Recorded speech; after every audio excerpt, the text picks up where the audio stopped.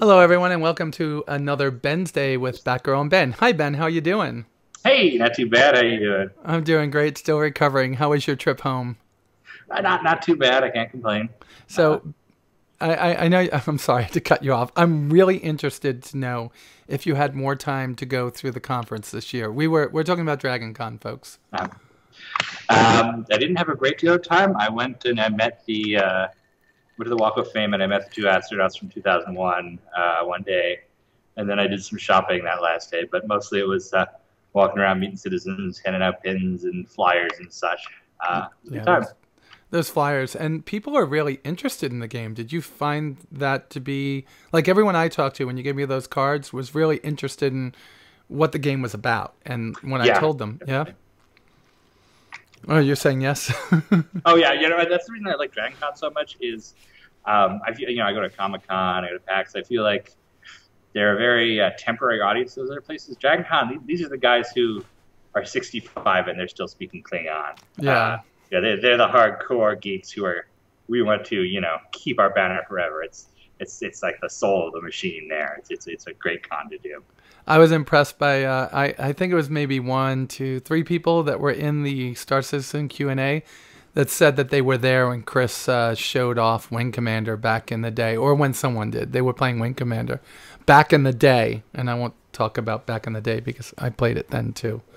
It may have been Richard. Richard used to go to a game every year, and I probably would have shown off Wing Commander. I will tell you, you missing Richard. We're talking about Richard Garriott, right?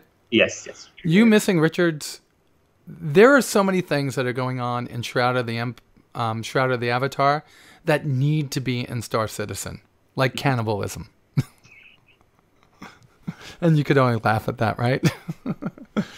Okay, so I think Richard's doing a great job. And, guys, Chris wholeheartedly, fully supports Shroud of the Avatar. You guys should take a look at it. Richard is an amazing person. So I want to give a couple of thanks out before we start.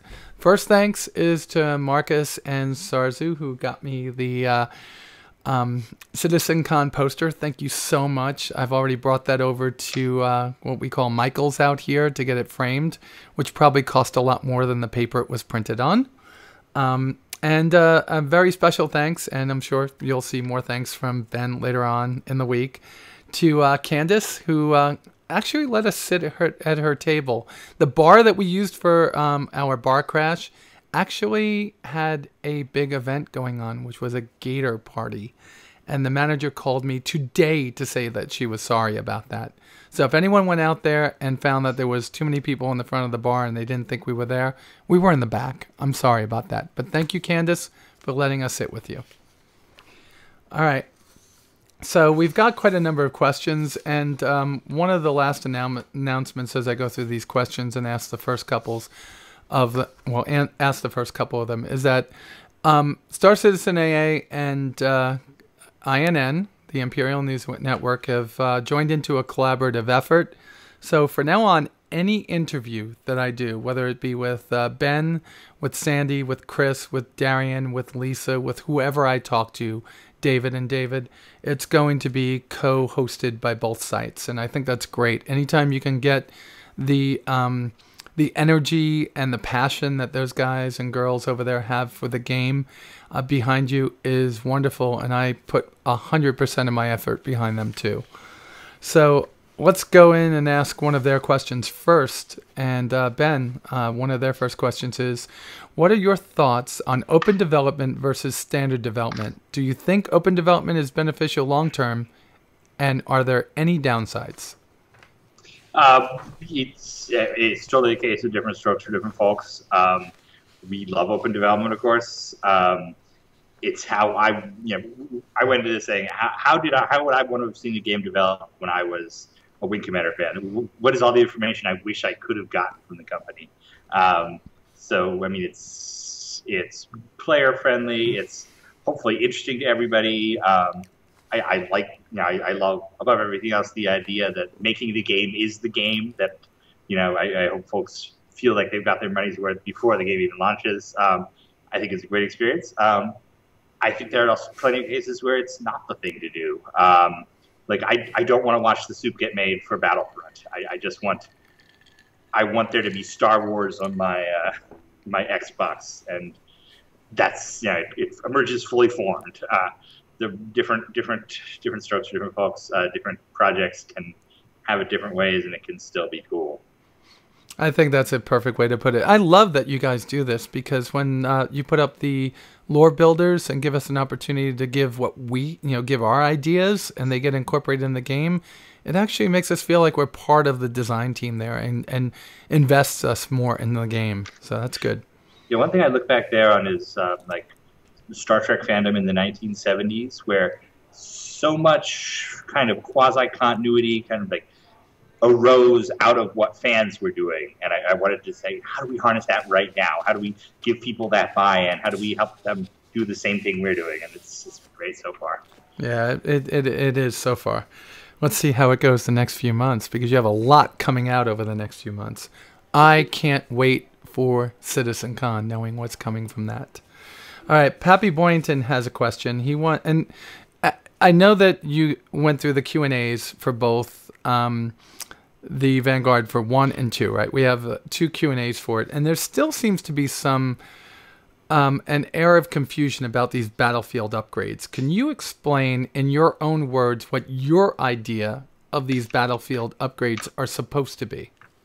Yeah, this is one of those ones where I don't quite get where it's coming from. I think there's this percentage of the audience that it's just kind of trained to think that every game developer is screwing them. It's a totally easy concept. They're snow tires. It's a set of parts I put on my ship.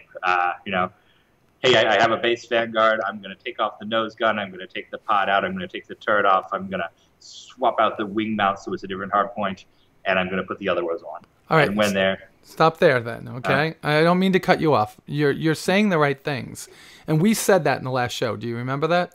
I don't. Okay, we said that in the last show. The part that is confusing people, and I went back and listened to what we said, and I'm confused over, is if I buy a Warden and then I buy a Harbinger, they're 2 different air frames or space frames, right? One has more armor than the other. Does the battlefield upgrade affect that aspect of the Warden to turn it into a Harbinger, or just to give those pieces that you've already mentioned? No, it includes the armor layer, the stats. It gives you the identical stats. All right. So, folks, that's exactly what he said the last time. It gives the identical stats. So what I was trying to get more focused there was that if you buy a Warden and buy a Harbinger battlefield upgrade package, essentially you have a Harbinger and a Warden. You don't have to worry about the extra hull armor and the extra cockpit armor not being there. Right. No difference. I mean, the only difference is the appearance. There are slight differences in the design of the various ships. So, there's some different colors, a little bit of different shaping. Nothing that impacts the stats. Okay. Second question. These are both from Pappy, because he's the one that's most... his ship is the Vanguard, so he's asked those questions. But now people have seen the Endeavor. And it is a beautiful ship. You guys did a great job on that. The Endeavor's early concepts revealed its beautifully ugly big ship. With this ship's sail, will this ship's sail come with battlefield upgrades? Now that's assuming the fact that there will be different variants sold instead of different upgrade packages, right?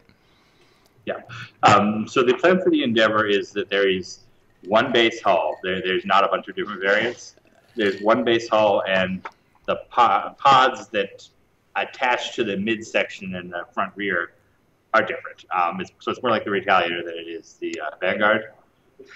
So it's not so much the case that you buy the Endeavor and turn it into a Hope. It's you buy the Endeavor chassis and you say, okay, I want the Deep Space Observatory, and I want the overclocking lab, and I want the ambulance bay, or I want 2 operating theaters. It's a Lego system, essentially. Okay. I like that. I like that. And Pappy, I'm going to leave the rest of your questions for next week, because I'm sure Ben has lots to do today.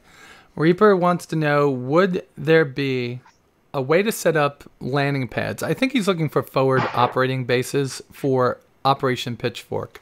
So that would be going into Tiber. So would we be able to actually build a base or take over a base in Tiber and use it as our forward base of operations? You wouldn't build the base at launch, but hopefully we'll have enough of them out there. We basically know where you want forward operating bases, and we'll have an appropriately rustic land out that you can go to. In the future, yes, that would be something we want you to do, but not at launch.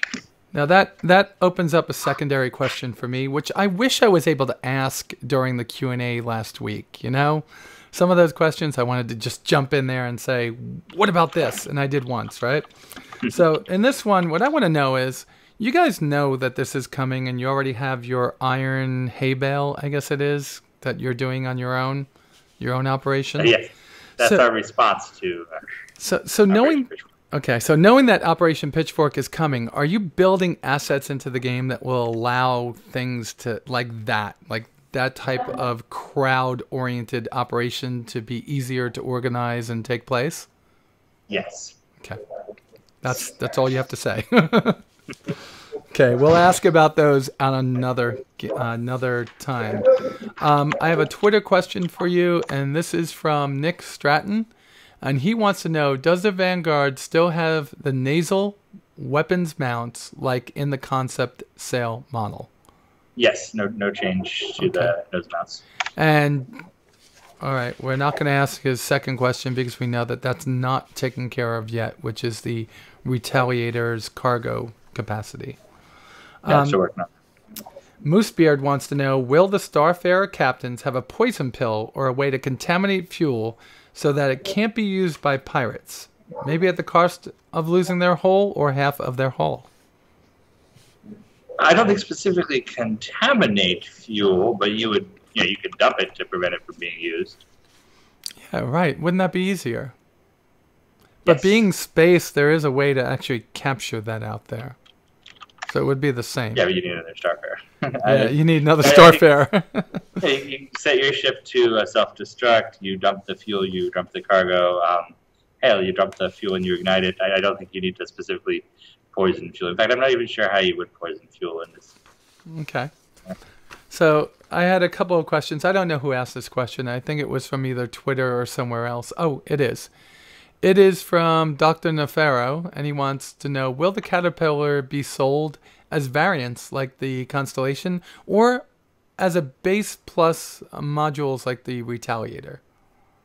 That one's to be determined. I would tell you that we have a tech designer upstairs right now looking at the Caterpillar, making some minor changes to the shaping, and we actually have the pitch for the variants out. Can't give you any details though. I have a question about that though. Will there be less nefarious variants of the Caterpillar like you did for the Cutlass? Though they were all nefarious and very, the idea for all of them, including the Cutlass ones, is that whatever it's sold as by Drake, it makes perfect sense. It's, this is the police one, this is the bounty hunter one, this is the one that delivers ice cream to children. And then each one has its actual purpose. So there'll be an ice cream version of the Caterpillar? Yeah, it's the drug lab. No,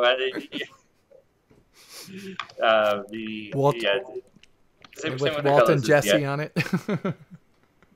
Okay. The idea is, our website is in the Star Citizen universe. You're never going to go to a car dealership and be like, yeah, the Nissan Altima, that's the one for running from the feds. It's always going to be, this is a performance-engineered sports car, and it has 500 miles per gallon. And we're never going to sell you through the RSI storefront, this is the pirate ship, it murders people for fun. But it is the pirate ship, and it murders people for fun. Okay. I'm looking at all these. I think I could save the last one for Sandy. It's a funding question, and that will probably go to the end of the month when she said she could do it with us, which probably won't happen because she'll be on her way to, right? Isn't it early in October that we have CitizenCon? CitizenCon's October 10. Yeah, it's early. Okay. So we'll probably get Sandy sometime before CitizenCon, we hope, but she is very busy. We know that. So, Cyborg, sometimes finding more than an hour to play Star Citizen can be difficult with real-life needs and all that. What is the range of time required to finish missions? Do you know this yet? No, we don't know yet because we don't really have a mission per se in yet. It's going to be wide ranging. So if you remember Privateer, you could get assigned to go patrol a couple nav points to the other side of the map, and it could take you 3 hours to do it. You could be assigned to escort something in the same star system, and it could take 5 minutes. Right. I don't think there's ever going to be an average mission time. So is it like, I guess maybe he meant Squadron 42. There's no way to know how long those missions are going to be yet, as you have made sure that you don't know anything about that, correct? Actually, I do know that they have some times, but I'm not going to give them out yet. They've been measuring those right now to try to figure out how they. Yeah, every game likes to promise, oh, this has 30 hours of content, this has 20 hours of it, and it's all bullshit. But we still want to go through and say, we want to actually make sure that it's an appropriate amount of time. Okay. So it's one of those things where it's going to be wildly based on playstyle. There are people who can play through Mario Brothers in an hour. There are people who haven't finished in 20 years. It's not really a good metric. Okay. So he who shall not be named, which I'm sure is not from the forums because I don't think we have that one out there, wants to know, John Rice Davies, Mark Hamill, which one? I have no clue. I think they're asking about which is the question. Or? I think they're asking about who's the voice actor that is from the original Wing Commander series. Who did you take? Well, they were Wing Commander. You don't know who the voice actors are. You're just as up in the air as me, right? I do know who the cast is. I can't say. Really? Because Mark Hamill made that trip out there, and everyone I talk to says, you know. I'm like, I don't know. I may be friends with these people, but they sure as hell aren't going to tell me. Did Mark Hamill make the trip out to where they're filming Star Wars, the movie he's in? Good detective work, Internet. Yeah, well, they're filming Star Wars, the movies, in Britain also, but it was supposedly after the final shoot. Which, how many times has an actor had to go back to where they filmed it to do a voiceover for something that got screwed up when they were filming it, right? But he's suggesting there be some sort of reshoot? I've never heard of such a concept. But they're kind of hoping that Colonel Bluehair will be in this series. For me, I don't know. Rachel? Well, Vagabond, no way. There's so many people, right? I think you can tell it's not Rachel because you can see her tweeting at us occasionally. Yes. You could see her what? She tweets at RSI occasionally. Oh, she does? Yeah. Okay. That would be fun. She's actually very nice. She's a super nice person. Awesome. All right, well, we'll close it out. We have 2 more, and I'll close it out with one from the guys over at INN. So we're going to go to Eddard Hawk, who has been one of our most frequent contributors. Regarding the quantum drive, will we be able to pilot our own waypoints in order to make a roundabout approach to a destination? For example, instead of going straight to, say, an orbital station across the system, in other words, can you go around the backside? Yes. Quiet, guys. Don't say anything about that. Yeah. And you can essentially do that? Yes, you can. Okay, and you're sure about that? Because I don't even think that system's in there yet, is it? I know that's definitely the plan. Okay. We used to be able to do that in Wing Commander. It was a little bit limited because you had existing nav points instead of just the ability to plot anywhere on a chart. But it's just a natural thing at this point, I think. Okay, and then from the guys at INN, it's just from Jake, and it's just one word: Prowler ? Prowler is waiting. It's basically waiting its concept designer. The fellow who's working on it is finishing up his current ship right now, and becomes available in 2 or 3 weeks. I'm not going to tell you who it is yet, unfortunately, but it's coming.